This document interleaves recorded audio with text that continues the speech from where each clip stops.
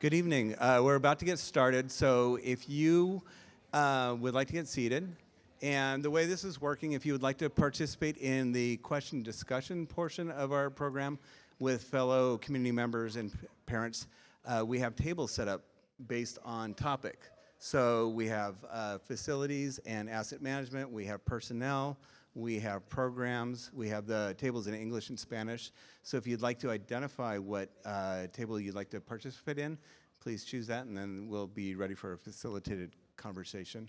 Also, I've been asked, please do not cross this line here as the TV cameras are trying to capture our sign language interpreter. So please try to remember to keep that area clear by going around.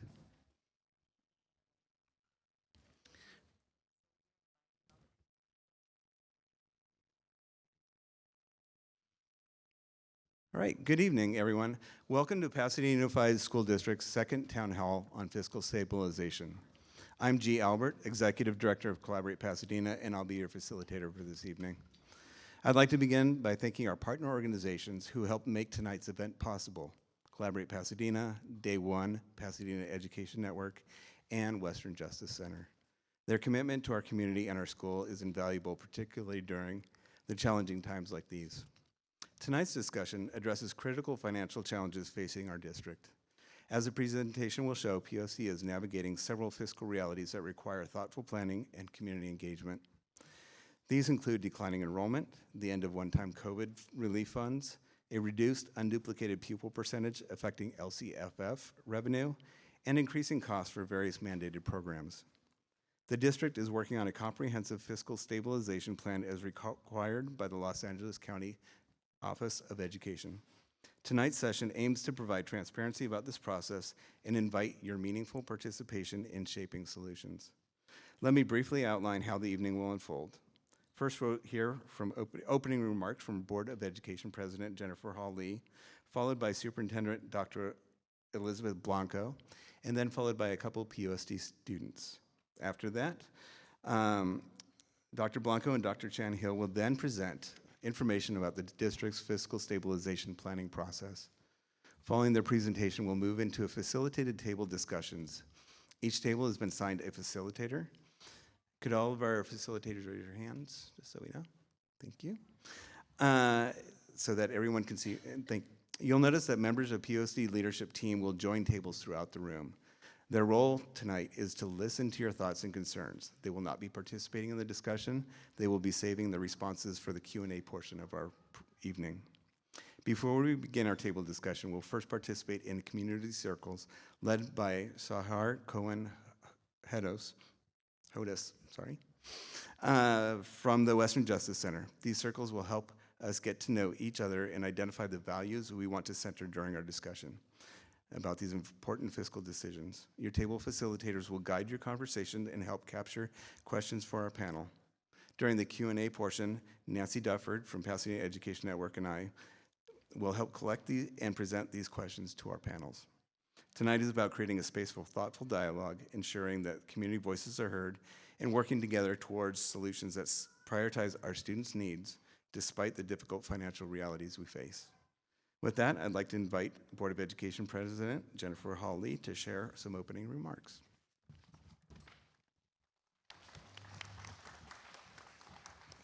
Thank you, G. Good evening. First, I would like to recognize my colleagues on the Board of Education who are here. Board member Patrice Marshall-McKenzie and board member Scott Harden.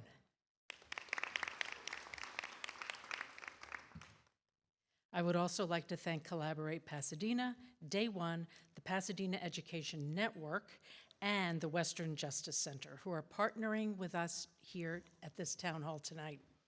The Pasadena Unified School District is at a critical moment. Earlier this fall, the Los Angeles County of Education, LACO, conditionally approved our 2025-2026 budget. LACO's message was clear. We must submit an updated, board-approved Fiscal Stabilization Plan, or FSP, by December 5, 2025, identifying $30 to $35 million in reductions and/or new revenue to ensure the district remains financially stable in the coming years. These are not abstract numbers. They are real and they are urgent. What we've already done: PUSD has been working to stabilize the district's fiscal health for the past 3 years, putting into effect FSPs with the guidance of the Los Angeles County Office of Education, which has oversight of school districts. In 2024-25, PUSD reduced $13.8 million, with the majority from central office operations, trimming administrative positions and support services while protecting classrooms. In 2025-26, PUSD convened the first Superintendent's Budget Advisory Committee, SBAC, we refer to it as the SBAC, which brought broad community input, helped shape thoughtful, student-centered decisions, and identified options for $5 million more in central office reductions. PUSD also implemented staffing ratios in line with contractual guidelines, realizing additional savings while continuing to shield students from the full impact of budget pressures. Although the district had initially planned to make $27 to $28 million in reductions for 26-27, the Eaton fire made such major reductions untenable. In 26-27, PUSD now faces $30 to $35 million in required reductions. The district reconvened the SBAC to review and prioritize options for reducing school-based services by up to $20 million. Work on 7 other work streams occurred simultaneously to identify the remaining reductions and revenue, including central office and contract savings. How we are making these decisions: to meet LACO's requirements while protecting classrooms, we are taking a structured, transparent approach. Reductions in revenue opportunities are being explored through 8 focused work streams: school-based services, the SBAC, deeper central office reductions, contracts, grant maximization, special education, transportation, asset management, and staffing to ratio and vacancies. We are deeply grateful to the SBAC, which included students, educators, labor partners, parents, and community members, for their guidance. They led a student-centered process through public meetings and open communication, ensuring that even difficult financial decisions are made with transparency and care. Our commitment to students and community. Our commitment is unwavering. Students come first. Classrooms must continue to be supportive, safe, and centered on learning. At the same time, we are committed to budget transparency, keeping families informed through board discussions and regular updates on our website. And we honor our employees, whose dedication to PUSD is the foundation of our schools. We approach every decision with care and respect for their contributions. We know these decisions carry real consequences. Every reduction affects staff, families, and programs we value deeply. Yet our responsibility is clear. We must act decisively to protect students and preserve the classroom experience they deserve. PUSD has faced difficult moments before, and we've always emerged stronger because of the dedication of our teachers, employees, family, and community. By confronting the budget realities now, openly, carefully, and with compassion, we will ensure that our students continue to have the opportunities, programs, and support they need to succeed. We invite our community to stay informed and engaged as the board takes action monitors implementation, and shares updates on next year's budget. Your awareness, support, and advocacy are essential as we work together to protect what matters most, our schools and the students who depend on them. And now I'd like to hand the mic over to Dr. Blanco.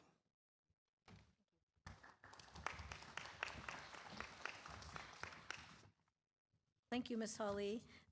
Good evening, and before I begin, I want to introduce the members of our leadership team who are here this evening.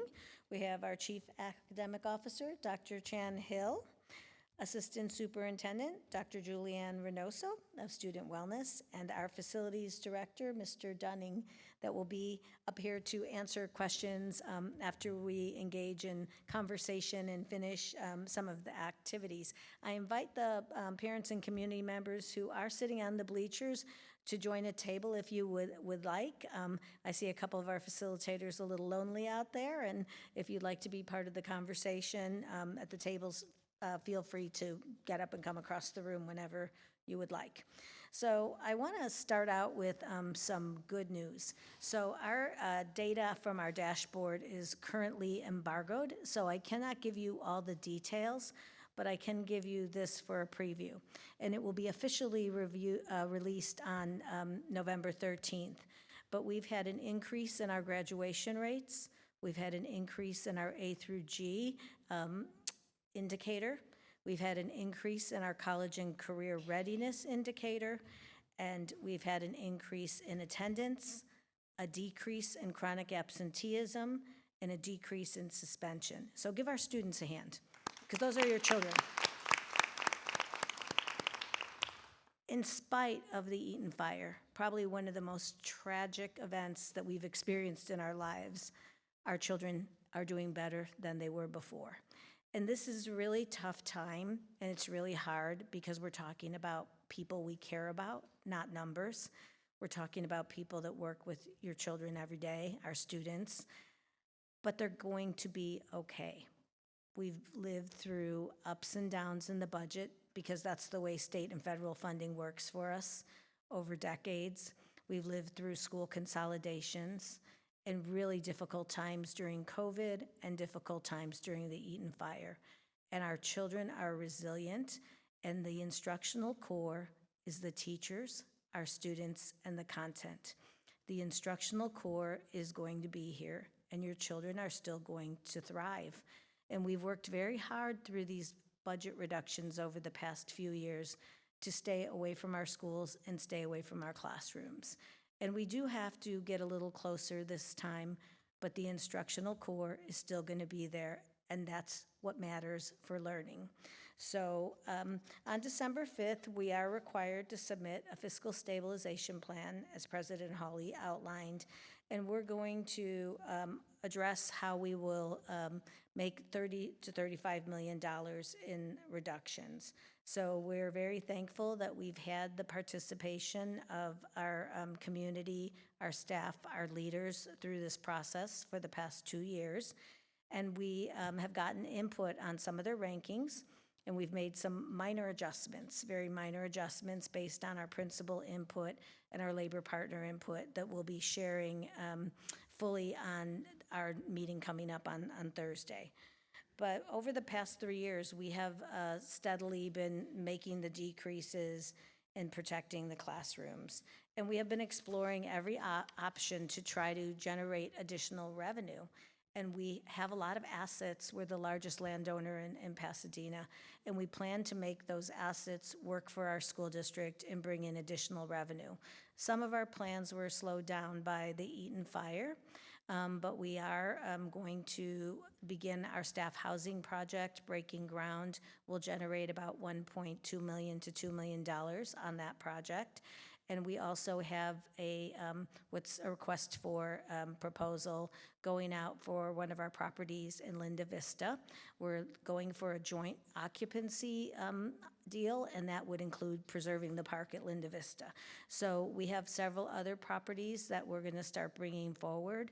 And we, passed Measure our Measure EE, we have our sales tax. We have a lot of support in the community to provide a quality education for our children, and we're going to continue to provide a quality education.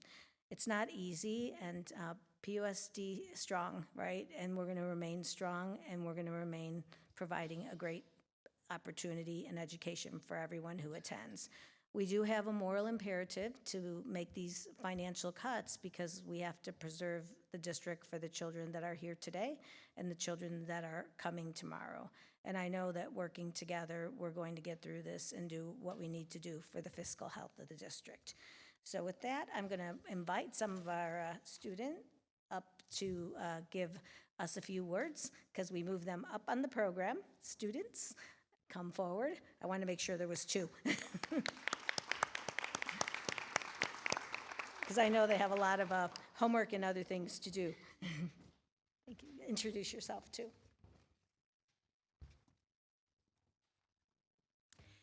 Good evening. My name is Lula Matsura. I'm a sophomore at John Muir High School, and I serve as a member of the PUSD Student Assembly and Council. What is the Student Assembly and Council? We are an elected group of high school students from different grades who provide a voice for the student body by sitting at board meetings and voting on crucial action items to ensure that student perspective is brought to the district level. As an assembly member, I've had the wonderful opportunity to understand how the district operates and learn all about its moving parts. Working so closely with the district, I've recognized how much these budget cuts can have an impact on the community.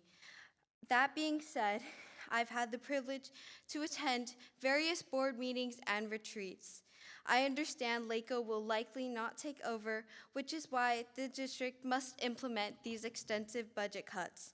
Despite these cuts, it's important to note that students will continue to show up every day, and during this uncertain time, it is vital to remember that we, as a community, are resilient. Despite everything we have faced, we will keep moving forward and rise again.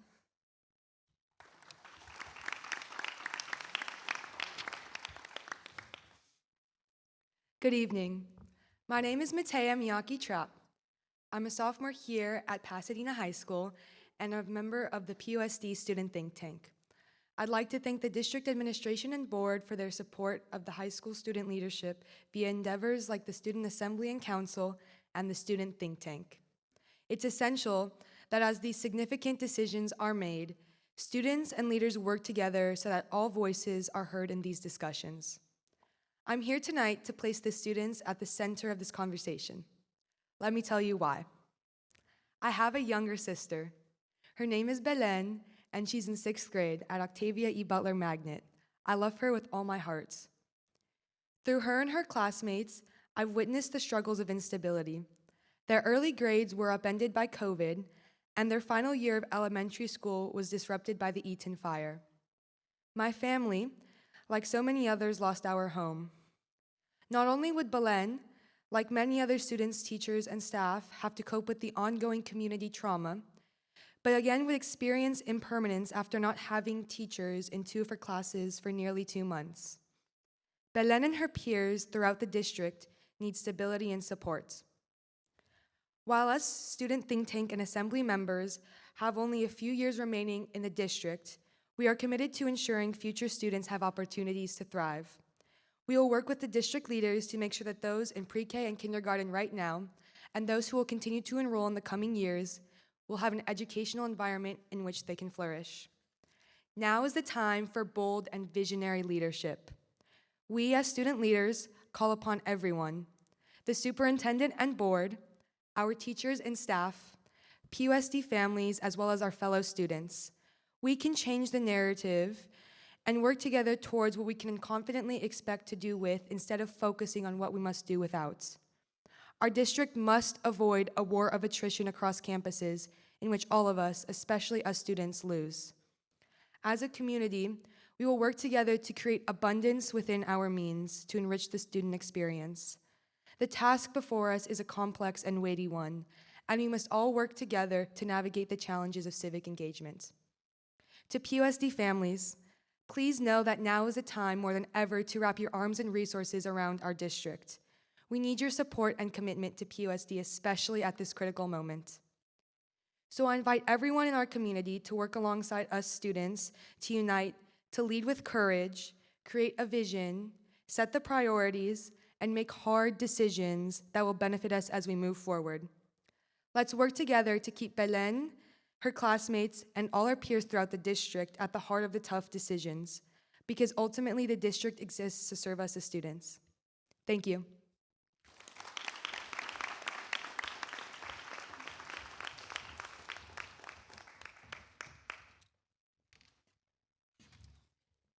We can all go home now because they said it best.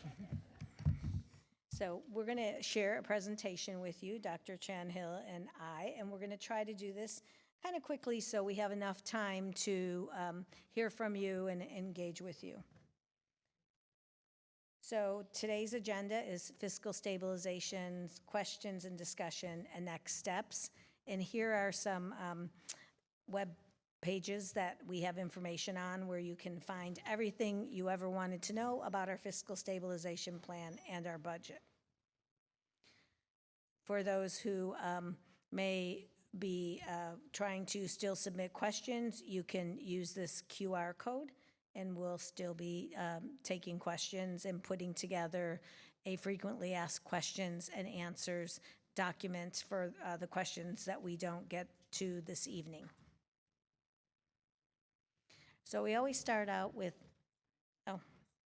oh, I'm pushing the wrong button. You're not getting to see the slides, I'm sorry. We'll have to catch up. I can catch up. Let's see if it's working now. Okay, so that was what I was talking about originally, where you can go and find information about our budget, and all of the SBAC documents are there for the past 2 years. And this is where you may submit additional questions and answers, and we will make sure that we get FAQs out if we don't get to all your questions this evening. And these are our strategic pillars. We talked about this a little bit, and our students talked about it. We have a strategic plan. We're in our 3rd year, and we are really focusing on our learners and their instruction. We want to have our employees feel respected, especially through a difficult process like this. Ensure that all children have a quality learning environment, and that's why we're working on our facilities. And that we're an effective, accountable, responsible organization. That's why we're going through this process. And then to have purposeful collaboration with our community and our families, and that's why you're here this evening. So we're going to start with an overview of our fiscal outlook.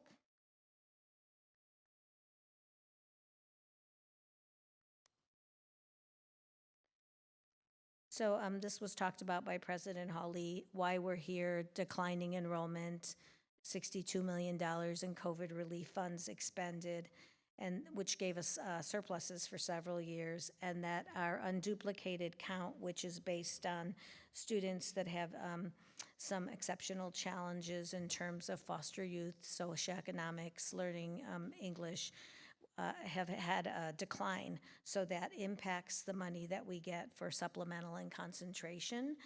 So we're still looking at that data to make sure it's accurate, but we may have had people move away because of the cost of living and also because of the fire.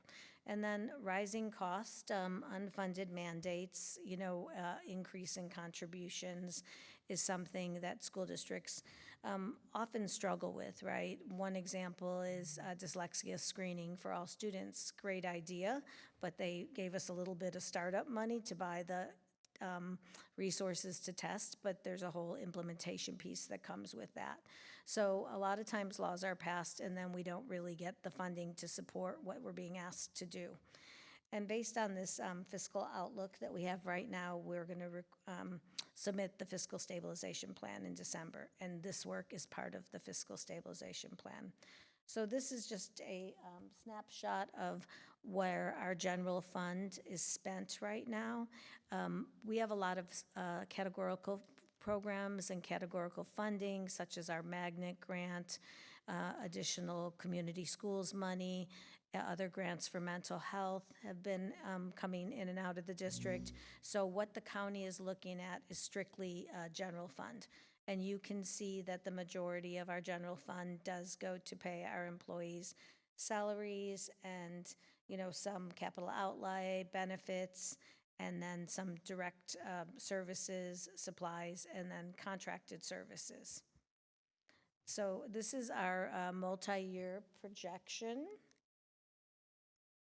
that is looking at the balances with the fire money that we receive for insurance and without the fire money. And we have several interims or rounds of budget I guess budget checks would be the best word to use for it, where we look at the budget at different times and balance it. So that's called the first interim, the second interim, and then we have like unaudited actuals, and then we start building the budget again. So that's the cycle that we go through. So this is just a snapshot of what the multi-year projection looked like for 25, 26, and you can see that our savings account was going down to a very low amount, and we're required to have a 3% reserve by the state of California. So that's what we'll be working on through fiscal stabilization. This was already talked about, what we've done over the past 3 years, so I'm going to skip by this a little quicker. And then we are, oops, click. So that's what I was going by a little quicker. And this is what we've done over the past 3 years. And then there is economic uncertainties, because I've been asked, like, why are you going to cut 35 million if you really only need 30? Because unexpected things come up, and we want to make sure that we have funding to cover those. We've been doing a really good job of really trying to drill down deep and make sure we don't have too many. But this is an example of what I spoke about, the unduplicated account changing. That change occurs in the middle of the year, and we would have the loss of the money in the current year. And then we have a one-time grant expiring that was in one of the packages that was reduced. So we really can't count that in the multi-year projection because it's only one time that we would have that savings. And then there's unknown liabilities like increases in insurance, retirement benefits, utilities, and health and welfare being the biggest one. We have somewhat of a prediction, but rising costs often occur at a higher rate than we might have been able to predict. Unexpected litigation is another area, and then I mentioned the unfunded mandates, and then we really have some instability in our federal funding right now just because different changes that are happening in the White House. So usually we're pretty good about predicting enrollment and decline, but with the Eaton fire, there could be some changes that we're unaware of because people are making different decisions about their living situation. And then on the other side is some good news. Student support and professional development block grant is new money that's coming to the district, $4 million that really can be spent on helping the bottom line. And then asset management, which I talked about a little bit, and how we're going to use our properties to really work for the school district. And that also includes increases on leases and facility rentals. Not huge increases because we value our community partners, but we do have to have enough money to pay for the expense of the building when people use the building. And so that's something we're really tightening up. So progress to date on our work streams. If you've attended other meetings, you might say, like, these numbers are changing, and that's why I put as of 11/10/25, because some of the numbers have changed since the last time we looked at this. Some good news is that we found out that some of the transportation cost and special education costs were already built into our multi-year projection. So even though it's a deficit built in, it's built in, so we got to take away those negative numbers that we were showing before. We've worked very hard to decrease the central office, but the differences in some of the salaries, like jobs that might be eliminated, but we're hiring back at a lesser paying job. When we did the final calculations, we had a change in that number. And our contracted services, we were hoping to get a little higher amount of cuts in contracts, but this is what we feel we can do with, making sure that we're able to follow through on what we say we're going to do. And then in grant maximization, we've been able to go up a little bit and find some more areas where we can charge some of our expenses to grants that we have, and it's allowable. So, this is, I don't want to say a fluid number because it's getting tighter as we move to the fiscal stabilization plan, but even in the last few weeks, we've been able to find some additional resources. So I'm going to turn it over to Dr. Chan Hill, who probably will do a better job dual clicking than I've been doing. Here you go. Thank you. Thank you. As Dr. Blanco mentioned earlier, I'm Helen Chan Hill. I'm the Chief Academic Officer, and I'm often asked, why does the Chief Academic Officer chair a budget process? And I have to remind folks that it's because the instructional core is the focus of our school district's work. And while it is a budgetary process, everyone is involved very deeply from all angles. But to make sure that we steer everything in the direction of what our students' experience will be and what is the core of our work, we want to maintain that focus on academic core. How many of you in this room are students? Raise your hand if you're a student. We have several in the room. Raise your hand if you are a PUSD staff member. If I could give credit up there in the corner, that's Dr. Barba, who's hosting us tonight. Thank you so much, Dr. Barba, for all of the efforts that PHS did to make sure that we could bring everybody in. Raise your hand if you're a PUSD parent. So glad to see you all. And raise your hand if you're a community partner, someone who cares about our committee. Very good, thank you so much. You may not have kids in the schools, but you understand the importance of partnering here.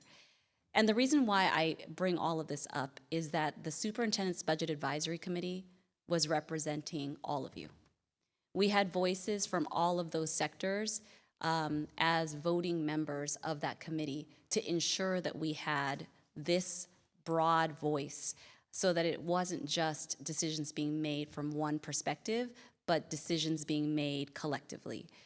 In the wise sentiments that Lula and Matea said earlier, our two students, this is the work that we are all sharing, because how we make decisions on this work and how we implement this work and how we talk about this work is really a collective process. And not the responsibility of just one entity, but everyone who was represented by this committee is a voice that matters. And so your presence here tonight is adding to that feedback prior to the final decision making. And so thank you very much for being here. Am I going in the right direction? It's a little bit, okay. The reason why we had a budget committee was not only to have that representative voice, but also to make sure that the process was transparent. You'll notice that this year, distinct from last year, we've posted a significant amount more of the materials that are utilized in some of the deliberations that the committee was going through. That was intentional to make sure that the committee, the community would have access to the same type of details that our committee members would. That does result, obviously, in a lot more information being out there and potentially a lot more anxiety being out there. But understand that it was with the intent to make sure that everyone was as informed as they wanted to be, because it is a significant amount of information that folks have to contend with. But we are aware that throughout this whole process, it's a very human process, because we're talking about positions, we're talking about school communities, and we're wanting to make sure that we make the right decisions with as much information as we have as possible. I wanted to share with you a quick example of what our board will actually be receiving on Thursday. This is a very short, truncated version of it, But the committee was tasked with reviewing over 60 separate packages that involved categories as vast as athletics, to school administration, to custodial services, all of that. We laid open all of the expenditures that we have in our general fund for them to weigh in on and provide us their own prioritized ranking. The committee themselves individually did not make decisions on what we should reduce. They essentially just gave us an understanding of what would they prioritize for keeping all the way to what might be the easiest to let go. As Dr. Blanco stated, at this point in time, 3 years into fiscal stabilization, it is going to pinch a little bit more. And so nothing that they're going to look at or that they have looked at was an easy thing to rank. Everything has a value.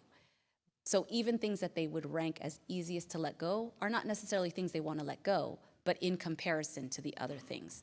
And so what you're going to see our board receiving is a ranked list. So again, not an individual decision by any one committee member that this should go and this should stay, but a prioritization of what we think might be easiest to let go all the way down to things that are hardest to let go. Based on what this is a sample of course, what we believe the amount of cut that has to happen at school-based services, we will provide our board an indicator line. If you hit this line, everything above that line could be reduced and we would hit the mark that we need to become fiscally solvent. However, if any changes were to occur with needs, we could potentially move that line up or down as needed. That's why the list is so important, because it's really a rank of priorities and not necessarily an indicator of what will go. That's for our board to deliberate on. They have a very large task ahead of them, but now they have what our committee representative group of people believe is their priority order. Oops, did I skip back? If you saw the colorful list, this is actually the true ranking that is now posted with our board materials, so that you can see what the final ranks were based on the actual packages that our committee had to rank. You can also see that there are live links that link you back to the slide presentations that have a little bit more detail on the impact of each of those services. But again, like I said, what's posted today is still recommendations and prioritizations from the committee. That's the difficult job that we now have in deliberating what the final decisions will be. There are two additional work streams that our board will have to consider. Those were the recommendations of the committee. The other two work streams that they will have an opportunity to vote on are our central office service reductions. And for those, we are presenting them in 3 tiers. These are the current recommendations for Tier 1 reductions.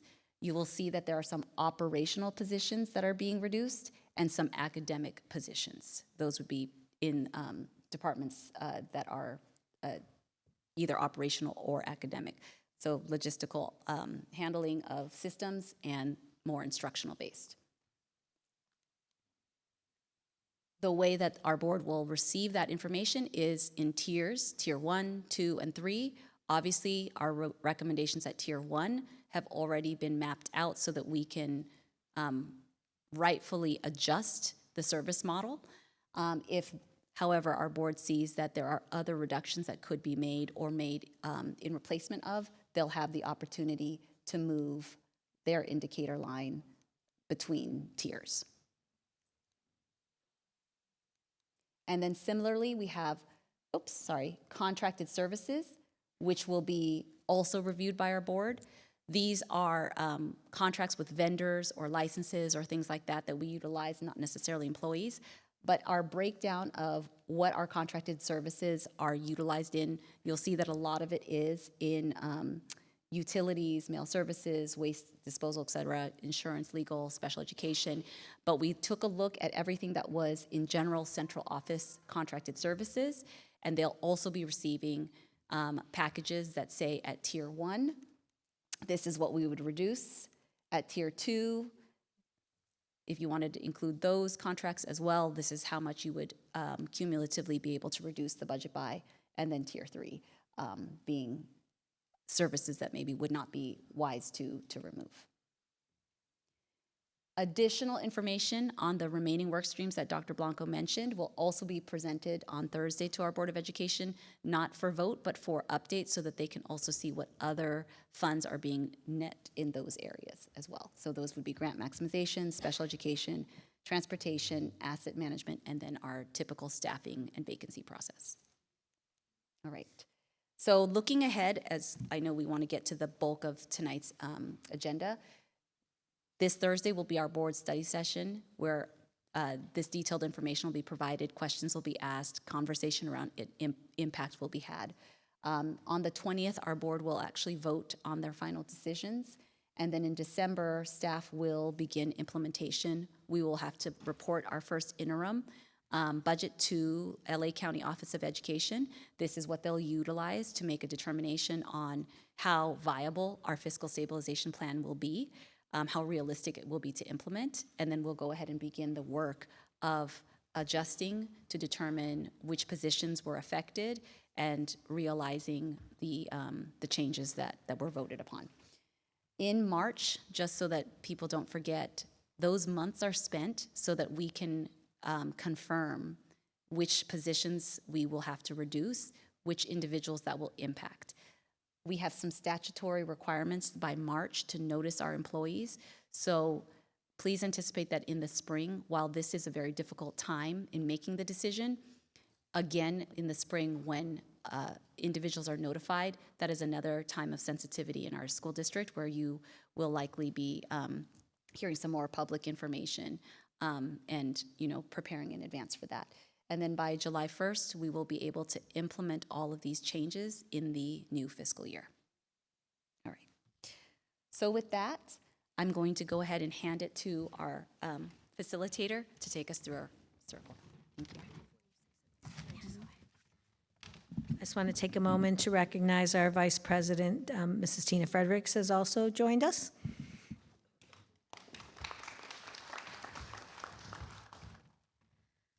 All right, good evening, everyone. We now get to transition to the most exciting part, the interactive portion. You will all get a chance to have a discussion at your table and also formulate questions for our leadership team. So if you are sitting at the bleachers, we now invite you to please join one of our tables. We are very lucky tonight to have an excellent facilitator to set the tone tonight. So it's my pleasure to introduce Sahar Cohen-Hodis from the Western Justice Center.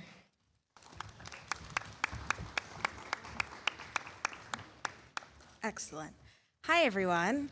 I'm Shahar. I work with the Western Justice Center, and I'm going to ask us to engage in a process that a lot of our students are engaging in their classrooms. We're going to do a really quick community circle, and the goal is to really center the people who have showed up to this space and the values that we really want to center in this conversation. So I'm going to actually ask our panel to, if everyone could take one table, and you're going to join us in the circle.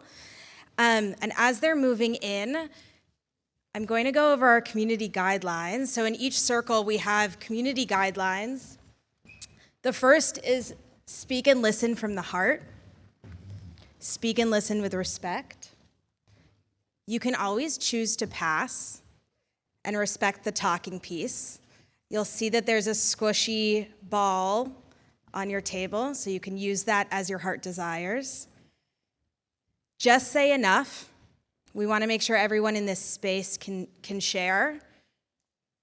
And we often say what says here stays here, so I'm going to ask that any kind of personal stories that people share, you don't share outside of your circle without their permission, but we're going to be using these circles and the values we center in our opportunity to ask questions of our panel.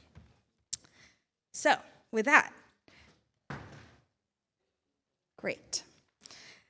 The question on the table is, at each table, can I have the facilitator hold up your talking piece? Then we know where it's starting. Excellent. I'm going to ask you, for time's sake, to share briefly your name, your relationship to PUSD, and what's one value you want to center in this process. This process could mean in this conversation today. This process could mean in the budget decisions that are happening, but what's one value you want to center? Feel free to use some of these as inspiration, or you'll find on your table a list of values. So I'm actually going to ask everyone to just take 30 seconds quietly to think about the value you want to share.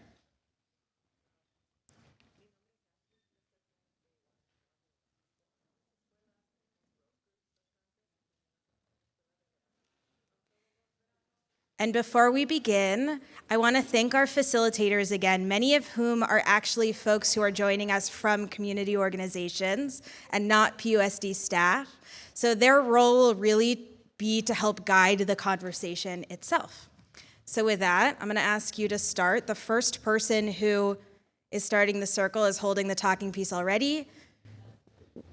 Does everybody have a talking piece? Excellent. And you can start. One person will speak at a time, and when you're done, you're going to go into your discussion, and I'll let you know when that's done.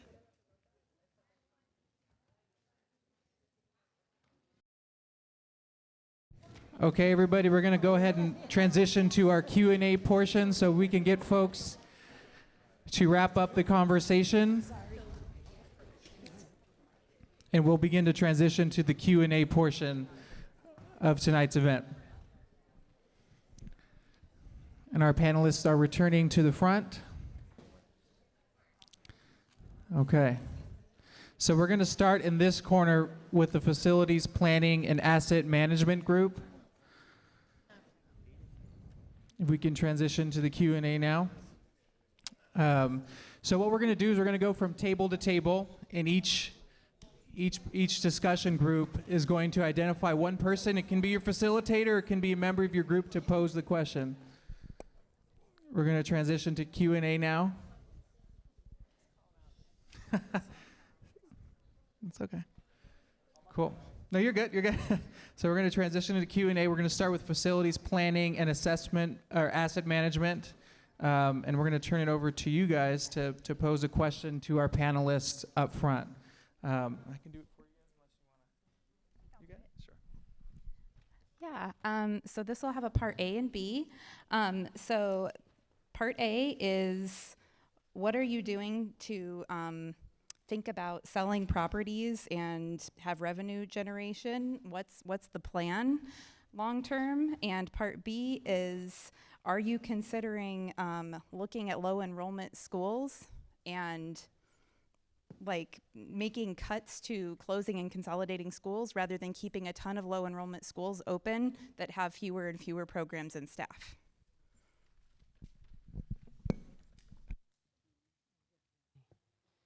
Hi, thank you for that question. This is Jennifer.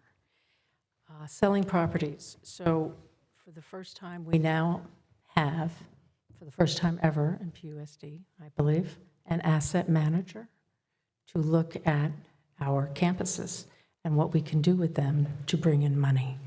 So that is something you're going to be hearing a lot about, and we've already started the process on some of our campuses. So selling properties, the board has talked about that, but we haven't made a decision on that yet. Long-term leasing brings in money for a long, long time.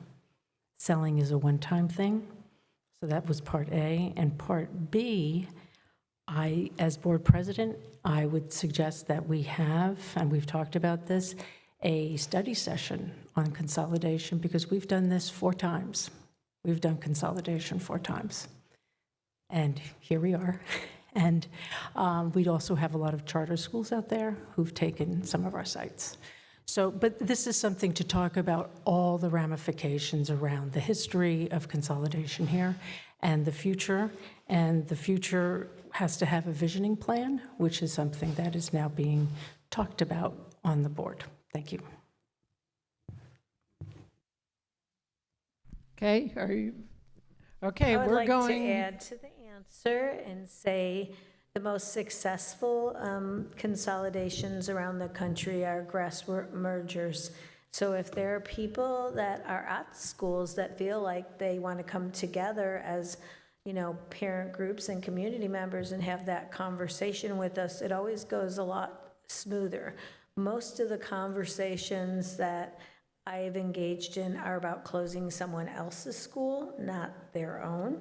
And even when we only had 100 kids left in Cleveland, they still wanted to remain open. So I think, having what you suggested, President Hawley, a study session on the facts around consolidation would be very helpful and healthy for us as a community and district. I think what you were trying to say is these 11 consolidations that we've had haven't been the answer or solution necessarily to the budget situation. It's a little bit deeper and needs more of a root cause analysis done. And I would say that many surrounding districts, as this has been a very popular topic lately, have schools under 300 children that are near us, and they do not have any budget problems. So from an efficiency standpoint, it might be a good conversation to have, but there's a lot of value in our school portfolio that we currently have, a lot of uniqueness, and a lot of parents choose us because of those special attributes. So we'd want to be sure that we really have all of the facts on revenue generation that comes from it, because it's not a lot, it's very harmful and painful. And we are still in a lawsuit over our last consolidation of Roosevelt and Franklin that will go to trial this month. So we have to carefully approach this process so that we make sure that we follow the new laws that are in place regarding equity studies and other requirements. Okay. This is the staffing table. Nikki, are you ready? Okay. Can I sit? What equity tools or metrics will be used in making these choices to ensure that equity is being honored in all of the cuts made, as to not further harm schools that are often viewed as being less important just because they are smaller, potentially not a magnet, not a language, or don't have extra specials associated with their community?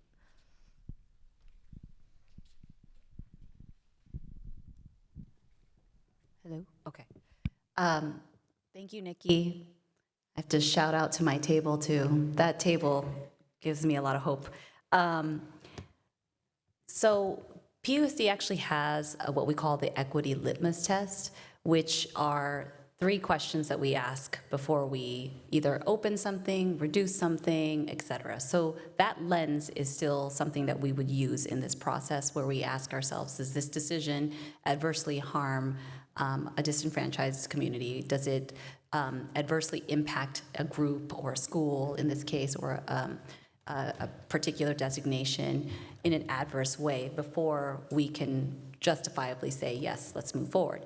But in addition to that, I know that a lot of the conversation that we were having is that sometimes things seem to be based on the numbers, how many students are at this school, et cetera. And one of the commitments that we have, and in any kind of consolidation that has happened in the past, is that there's other criteria that we have to add to it, that it's not just about the student enrollment, but who the students are at that school, what is that community in terms of supports already being provided, are there other funding streams that that school receives or doesn't. All of those types of things are taken into consideration when we consider what changes will actually impact which school. So you aren't going to necessarily see these changes happen equally at every school. It will very much matter who that school community is.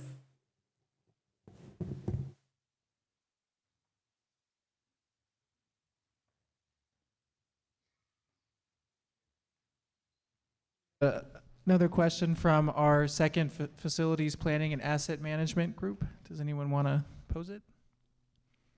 Or I can read it for you. Or if not, I can.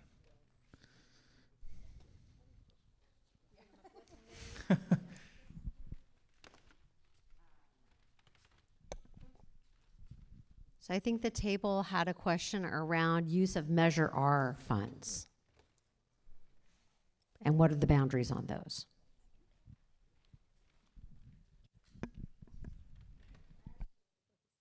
Actually,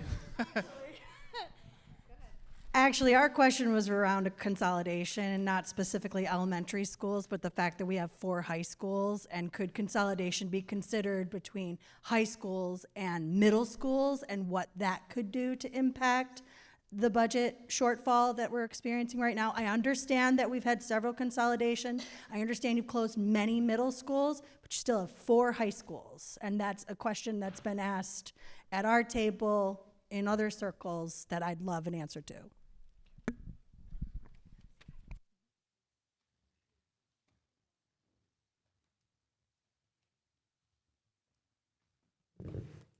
I would want to understand more to what end your table is seeking, or any of the, community members or parents that want only 2 high schools, to get more of an understanding of why they would want to consolidate the portfolio of high schools, because I think it is really a great portfolio.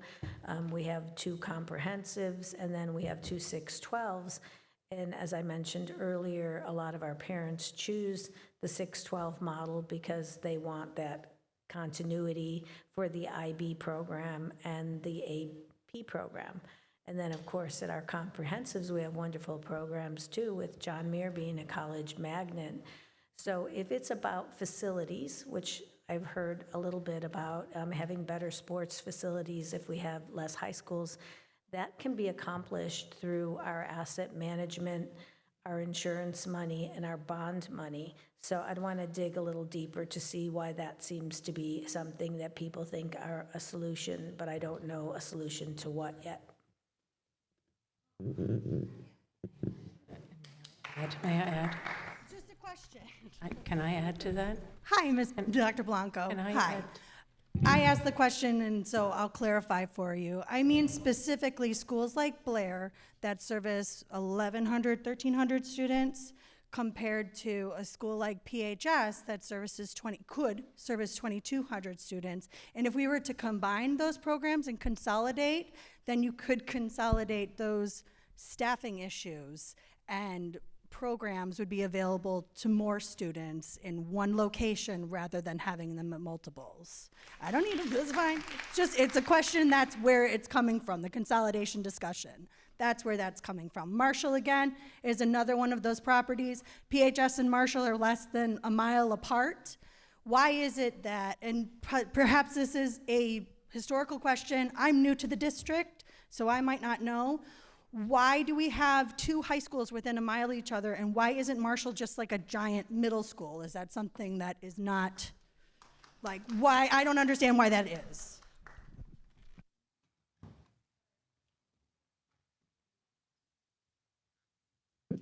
Sorry, the mic isn't that easy to get on. Thank you for the clarification.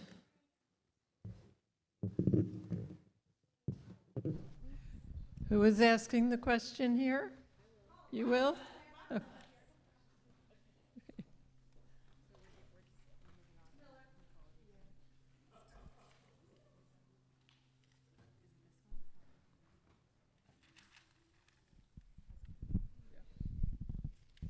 Hi there, thank you all so much for being here. Our question is, how will we continue to attract and retain teachers and staff and families in PUSD? In light of all of this, there's probably going to be some serious fallout.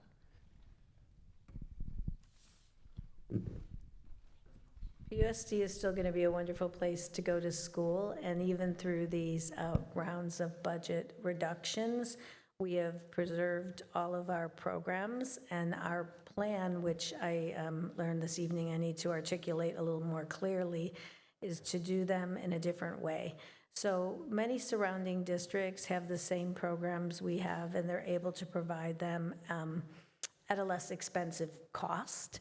And so, we want to learn from some of those best practices. And so far, we have been able to work with our curriculum and instruction department and Dr. Chanhill, Dr. Reynoso, and keep the programs that people are so afraid we're going to lose. We are not going to have the same number of staff that we've had for all of the programs, but they can be done in different ways that are still going to be a wonderful benefit to our students. So I think the best way to keep enrollment going is through our students that you heard tonight, right? You heard our students say that they are getting a good education. They want us to focus on the assets, not the deficits. And as adults, we have to support them in that because there's still going to be many assets left in the PUSD.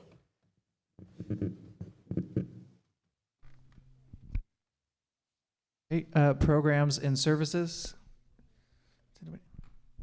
I just want to say our group was very motivated and very hopeful and ready to address the issue. So we have a really great group of parents who are just ready to hit the ground running. But in regards to programs and services, one of the questions was, how will we decide which programs will be cut, if any?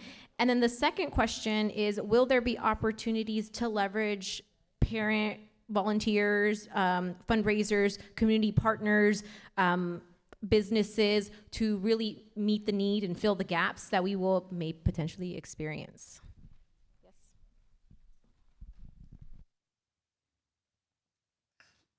Sorry, these mics are hard. So,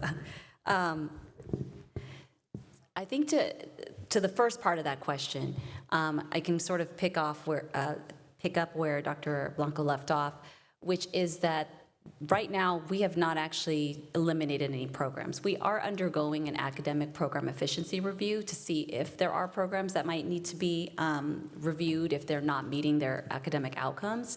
However, one of the changes is more about a reconfiguration on how some of these programs will run. Several years ago, I mean, some of you, just for some examples, some of you are familiar with our Math Academy program.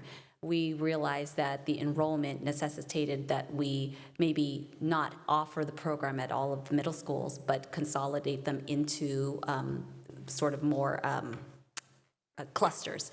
And so we shifted the teachers there. We grandfathered out the students for a couple years until we are now at the model where we're offering it at OEB and Sierra Madre Middle for those age groups, and then funnel, as always, into the high school. Another shift that is happening, as an example, in our dual language programs, I often say in this kind of scenario, having once sat in the seat of curriculum instruction, that there was a certain level of implementation that I recommended because I thought this is actually how I would want this to be done or carried out. Not I, but based on the research at the time. But it doesn't mean that it's the only way that it can be done. And one example is that in our dual language programs, we at times offered a language separation model where we could provide two teachers to provide instruction in the target language and in English separately. But that's not typically how most districts will do it because it is not fiscally possible to sustain over time. And so we're shifting now to a more self-contained model where the core teacher teaches in both languages and you do translanguaging, which is actually a better language instruction model. So these are the kind of things that we're really trying to take a look at, is that it's not about reducing our programs right now. It's about seeing if we can still honor the core outcomes of the program, but do it in a more fiscally efficient and fiscally responsible or fiscally sustainable model. I wouldn't say that the way we were doing it was irresponsible, but it wasn't necessarily sustainable over time. I can't remember the second half of the question. Just to clarify, I appreciate what you said. We're specifically talking about extracurriculars, like athletics, band programs, music programs, drama, those kinds of things that our kids really care about and are wondering if those things are going to be cut. Sure. So it is true that on the ranking list, you'll see, all of the corners of the district were open. And so you did see arts, music, athletics, et cetera, showing up in the rankings. Of course, we don't know necessarily at which level they will be reduced. But at each reduction level, we do have to consider what options are going to be offered, right? So it might be a situation where right now your school may have 3 music options. They may not be able to offer all of those sections with the staffing that they have, but music will still be offered.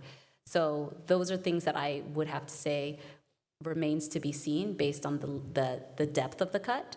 But we certainly understand that it will be a matter of what is available to the student in terms of courses at the secondary.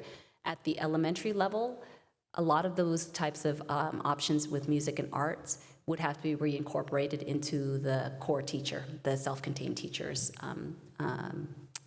instruction, instead of being done with specialists who are outside of the classroom.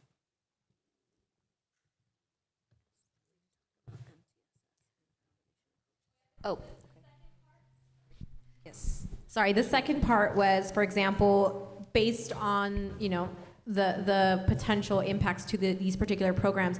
If parents are extremely motivated to fundraise and support those programs, if we have community partners who are willing to step in and support those programs, if we have companies and foundations who are willing to support, will there be an easier process for them to do that? Will there be a transparent process? And will there be fewer hoops to jump through to support the programs? I think the overall discussion was, if we lose some programs or even diminish them a little, parents will ultimately choose to leave.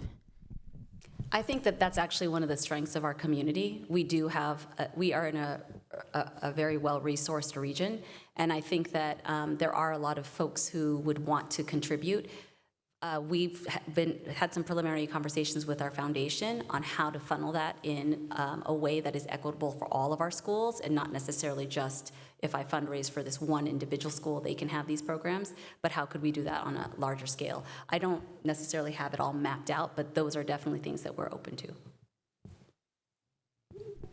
Okay, who is asking the question at this table? Nancy, I'm going to answer one more part of that question that your table was asking. And I think one thing that's important to remember is what happens in the classroom is the most important thing. And I've been in this district for 30 years. I was a classroom teacher myself. We have seen a lot of different models of what happens, but we know when we build the infrastructure within the classroom, that is always the best model. We have been very fortunate over the years to have additional staffings, programs, and such like that. But our multi-tiered systems of support has flourished over the last couple of years, and our teachers dynamically are creating those measures of support in the classroom. And I know by and large that with some of the assets that we have had and are having to redesign as a repercussion of what we're going through, we still know at the end of the day, our students and our staff in the classrooms matter the most. And that is where we'll always put our priority. And you heard our two students today. They are what drives our mission every single day, and we will continue to protect that investment. So our table was focused on staffing, but our question went a little bit off that after we started talking about our concern about reduction in services to school students outside of the classroom.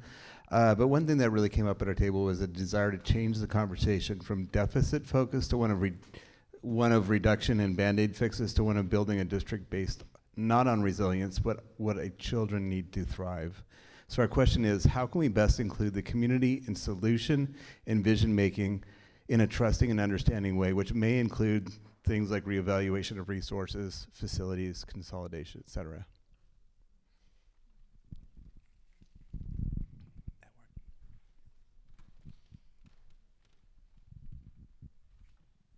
Was that a question, G?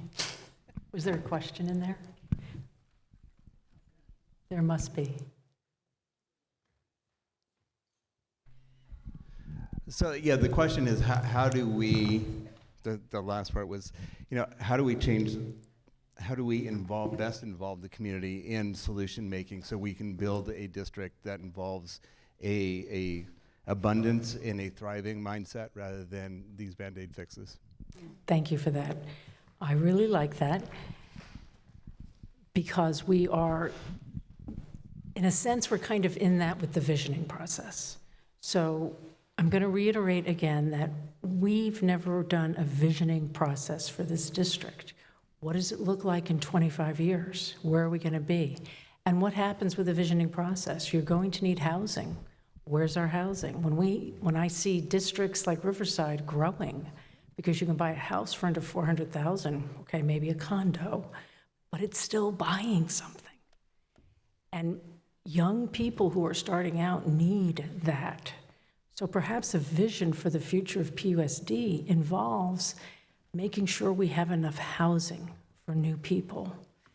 And it also means bringing in money from campuses that have been shuttered. And that's going to have to be a very deliberate, intentional process. There was another part to that of, looking at that future. So this is board work. This is what boards do. They look to the future. And we're moving through this process right now. But I think that when I look at the community and I look at this amazing school district that's better than a lot of school districts I've seen in my life, and I'm shocked that we're only capturing 50% of the kids. So part of our financial problem, in a sense, is partly that, and there's a lot of nuances to that. But the other is also the $50 million that we're putting into, and as a special ed advocate, I'm going to say this, we don't get enough money from the federal government for IDEA, and we don't get enough from the state. Public education has to be funded for every single student. And it doesn't matter if that person has special needs or doesn't have special needs. But if there's $50 million that we're looking at and we're moving around because we don't get enough, that is a budgetary shortfall. So we can keep shrinking down to nothing, or we can start to really look at some of these issues that are hurting our budget. And that is the work that board trustees really need to engage in, and that's something I'm willing to engage in. So does the superintendent want to say something to that?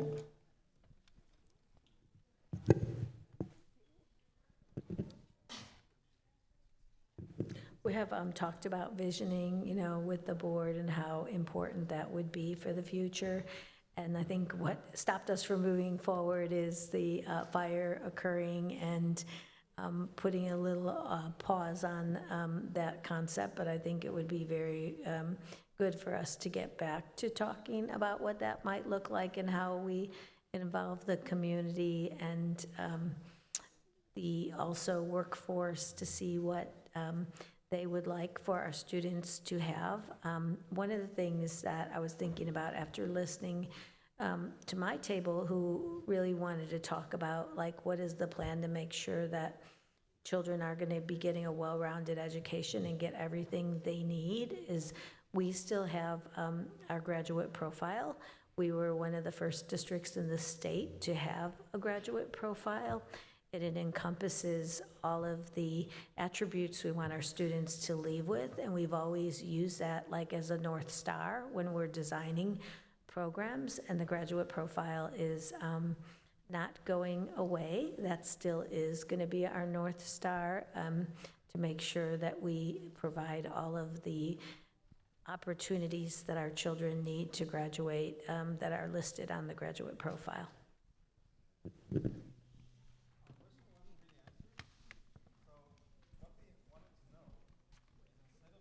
Could we give you the mic first, please? Sorry. Hi. So our question wasn't really answered. And while I appreciate the long-term 25-year vision, I think what our table wanted to know is, instead of the list of Band-Aids and cuts that you're going to provide, we would like to know what is staying, right? What every kid still is getting, and what are the guards, or what is kind of your guidelines and principles on what am I giving every kid? Because we want to know what is a set of things that my kids will have and what their kids will have next year, and how you're thinking about it, without talking about the 25-year housing vision. What will be here next year, and how you're thinking about that for our kids, and what are you giving them? And can we have this transparency before you make the decisions? Because we also talked about, we want to have trust. And trust is about transparency and not about gaslighting. So we would like to have that answer, please.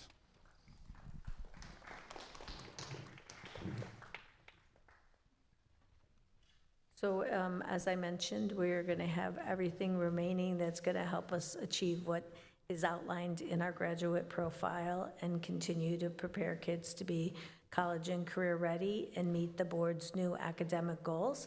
But we can get some more specificity I'm not going to say word, specific for the answer to what you're saying, because I was at your table, so I did get to hear the conversation, and I think that other parents might have the same questions, right? And I think the word that came up at our table more than once was understanding of what exactly is going on and what will be left. And so that's very important that I heard that this evening, because if our table felt that way, I'm sure there's several others in the community that want greater understanding of what's going to be left with specifics. Okay, another programs and services question? Okay, just to follow up with that, we had a very similar question. So our group they wanted to know why we're not using the Educational Research Committee to provide options on the vision, right? So, and have parents be more included in the decision-making process. So this might look like saying, if we close this high school, this is what it'll look like. If we close this middle school and this high school, this is what we'll have, and this is what it'll look like. We basically want to know what the different options are and have parents included, not just letting us know at the end what's going on, but instead saying, these are the different options, these is what we're looking at, how do you guys feel about it, and taking actual input rather than giving people just certain options and saying, these are your 3 options, which one do you like best?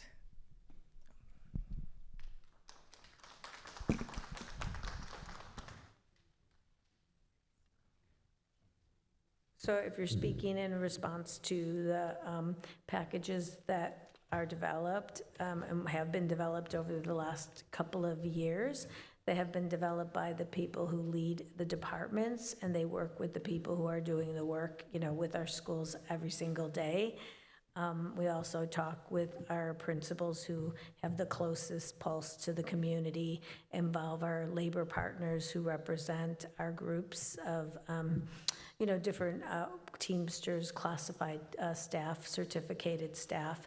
And so our goal is to reach as many people as possible in the decision-making process. But we do rely on the leaders who are providing the services to give us those ideas. They're not meant to be just like a list of things that we can live without, but really taking into consideration what's farthest away from the students and the parents and children, that we work with. So I'm sorry if that hasn't come across as clear as it could be. It's not just somebody generating a list of things. There's a lot of time and effort that goes into preparing the list before they're presented to the wide community group.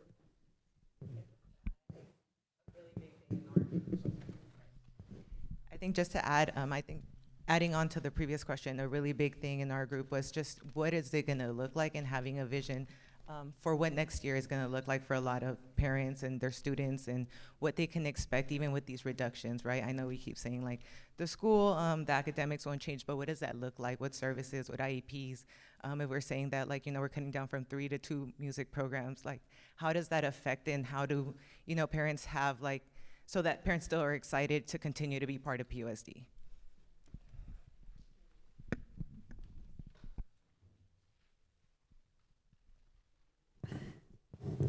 I don't know why I don't know how to work this mic. I think that to one degree, we have to know what the final votes will be. The input that's coming out tonight also will inform us on what things should shift, right? The committee gave us a very significant amount of their energy and thought to create a prioritization, but it doesn't necessarily mean once everything is averaged and lays in that way that that's the exact order that they have to be reduced. Some of these things obviously overlay on other things, and that all has to be taken into consideration as a total package. So I would say that once we have a final understanding of what it is that will be reduced, we would be able to produce that type of specificity that can help parents understand. One of the reasons that this is happening in such a timely area is because we want to make sure that people have this information before enrollment, or the main lotteries open in January.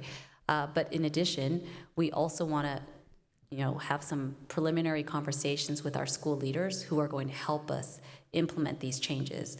One of the examples is that athletics, our high school principals, 2 of whom are in the room, have already been meeting with us. We are not all universally, just because we are PUSD staff, of the same mind on how all of this should roll out, but we do have to come to an agreement so that we can roll out as a team. And so one thing that I can always guarantee is that your core instruction will be present. That is a non-negotiable. We would never be able to impact or negatively impact what would happen in that area. What we're really talking about are the additional supports that have been provided to schools in some ways that, and in some areas have been provided for so long, they are normalized into the community of that school campus. And that's a shift that we would have to work on. But we would have more specificity around what is being offered in terms of which courses, which sports, which programs at which grade levels. That's the stuff that we would work very hard to get information out to once decisions are made. But for right now, we're hearing your voices that that student experience is something that we don't want to negatively impact. We certainly, you know, with the board members in the room, I don't want to speak for them.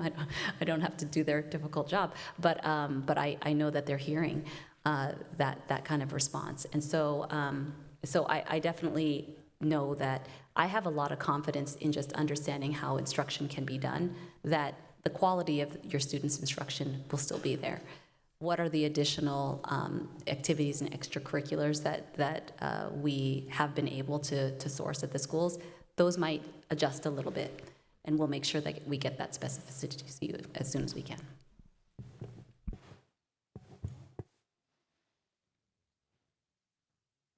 What is your topic at this table? Other topics. Okay. Corey is going to ask a question. Hi. Thanks for hearing us. You know, we talked a lot about school consolidation. So given the decline in enrollment trends, what is the long-term plan for district consolidation? Are you guys really serious about consolidating this time? Because in years past, you haven't followed all of the recommendations. And you should know before you answer it that I think it's safe to say that all of us parents here are thinking about other options for our kids if you can't offer a full-service high school. We want the full deal. We want the academies, the sports, and the band. So we just really, thank you, we really just beg you, what is your long-term plan for consolidation? And are you actually serious about it this time? Yes, we're not interested in 25 years from now. We're interested 3 to 5.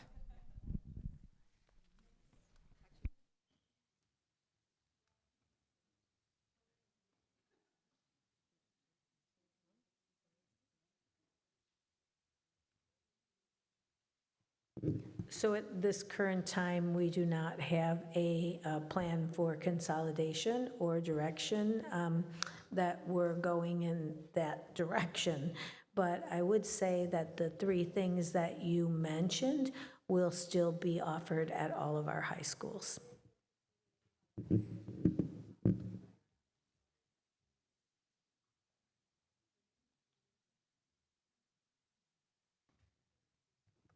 And I would add that the board can talk about having a special study session on the facts around consolidation, what we've done in the past, what it can bring, what it can't bring.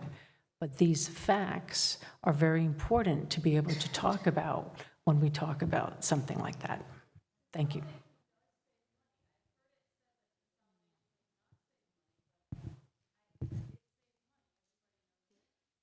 Can we make sure the person speaking has a microphone?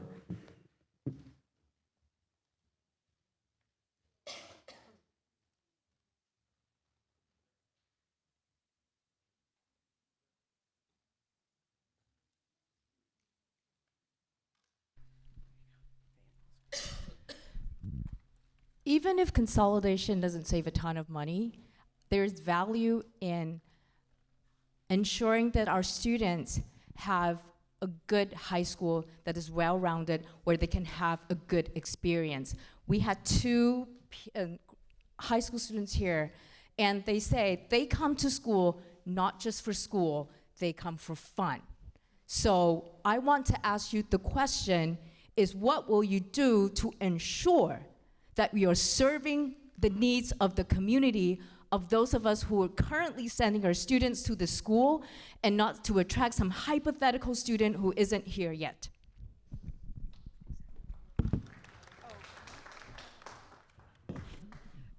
Sorry, I just want to clarify something. When we were speaking, we did not say like specifically for fun. We come to school for everything, everything, including, of course, like our education. But in addition to just our education and learning, we come to school for, you know, the sports and, yeah, clubs, everything, extracurriculars. Yes.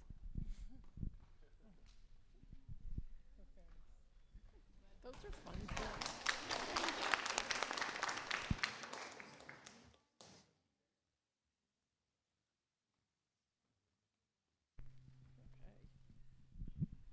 Hi there. I'm here as a community partner, and I stand back. I feel like I have a unique perspective in that I can look from the outside in. And while I understand and appreciate that the integrity of the academic is the goal, and that is number one priority, I understand that it's very challenging to be in your position because you're looking at the district as a whole. But when you look at the span of a child's education, you've got the in-classroom experience from the elementary school, which is so important to have that, and our teachers are fantastic and are able to provide such a safe and wonderful and positive learning environment for the students. I come in as a parent of a high schooler who sees that middle school to high school, their classroom experience is actually the boundaries of the school. It's not just the classroom and the academics. It's the sports, it's the music. It's the social aspect of it.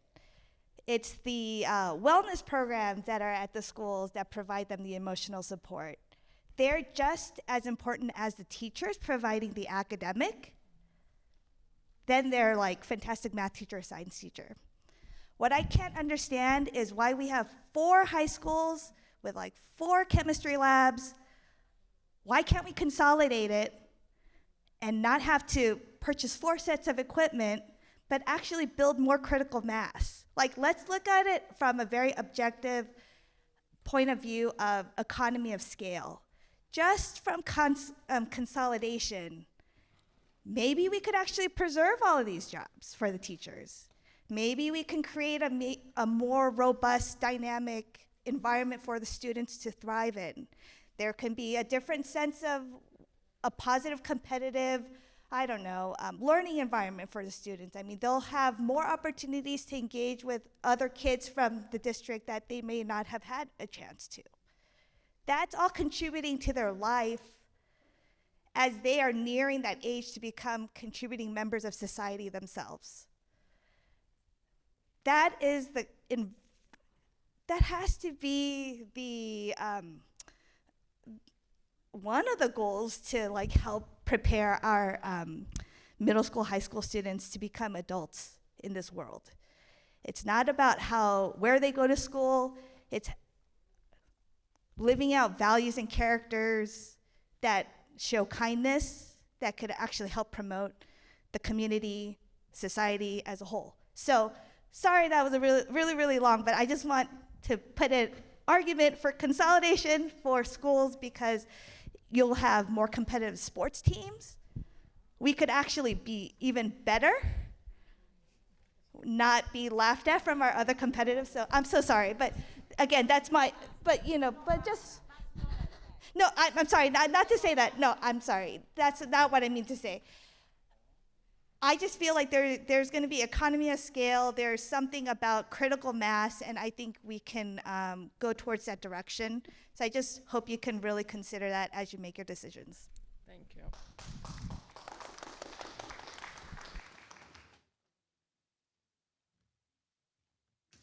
Well, I would encourage all of you who feel that there should only be 2 high schools to talk to the Blair and Marshall parents and ask them why they didn't select the 2 comprehensive high schools, why they're making the choice to be at the schools they're at. It is, as I mentioned, a complete portfolio of schools, and what I have expressed with the high school principals is if we want to run a high school district with inside our unified district, then we have to run it like a high school district, and we can't offer everything at all 4 of them. Those are difficult choices. But if you look at high school districts, and I'll use Fullerton Joint for an example because that's the one I'm most familiar with because my children attended it, they did not have everything at all of the high schools, right? They only have high schools, but some of their high schools were more comprehensive than others. One focused on the arts, Troy Tech focused on technology. We had Mr. Bravo Karimi working with us from LA Unified, and I had a lot of conversations with him about the many high schools in LA Unified, and he explained that not all of them offered everything, right? So that's also a consideration that we may want to look at a little more closely, because we do have families who have elected the 612 model, and they have their reasons for doing that. Also, in Long Beach, they built some smaller high schools most recently for reasons that I think that their community wanted some of those experiences. So I think before, we jump to that we should only have this or that, we have to have many more conversations and really involve the parents that are also making the choices to be at the 2 schools that are not considered as comprehensive as PHS and Mir.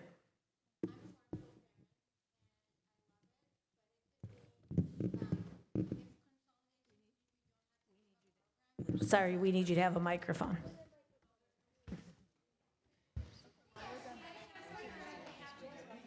What?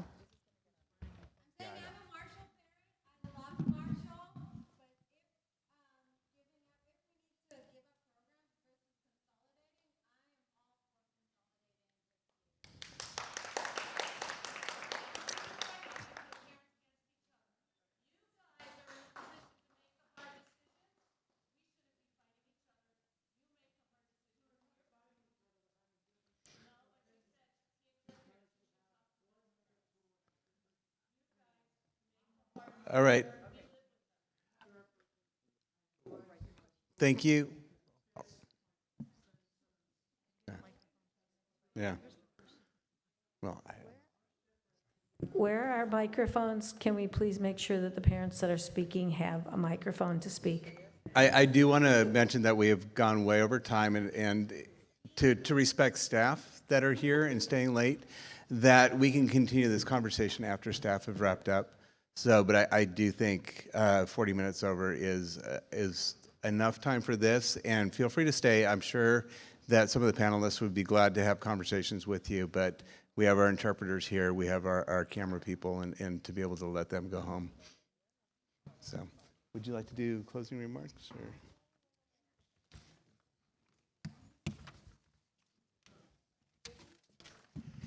Thank you for being here this evening, and really robust, valuable conversations. And we never want to pit our parents against one another. I think that it's important that we hear everyone's perspectives. That's why we're here this evening. And there are lots of different perspectives, and I agree we are the ones who have to make difficult choices, those of us who lead and govern the school district.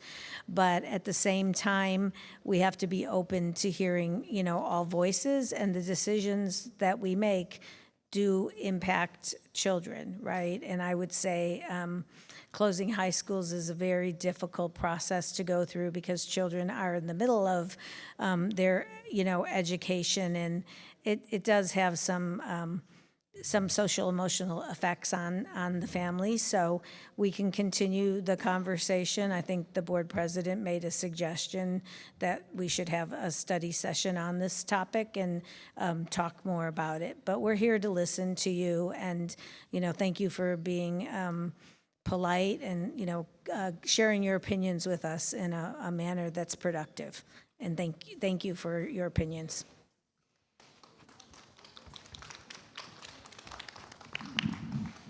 Thank you, Dr. Blanco, and thank you, Dr. Barba, for letting us occupy your gym and for staying late.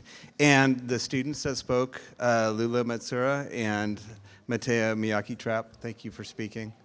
And thank you all for your thoughtful participation and engagement this evening. I want to express my sincere appreciation to presenters, panel members, partner organization, table facilitators, and most importantly, each of you that spent your time here sharing your thoughts. The fiscal challenges facing our district require both careful planning and community input. Tonight's discussions have demonstrated your deep commitment to our community and that it has in ensuring quality education for all students despite financial constraints. Your voice matters in this process. There are additional opportunities for you to provide input on the district's fiscal stabilization plan. First, this Thursday at a special session of the school board where public comments will be welcomed. No decisions will be taken at that meeting, but it's another opportunity for the board to hear community perspectives. And then at the board meeting on the 20th, where the final decisions will be made. This is an opportunity for you to make your voice heard before the votes occur. So thank you all.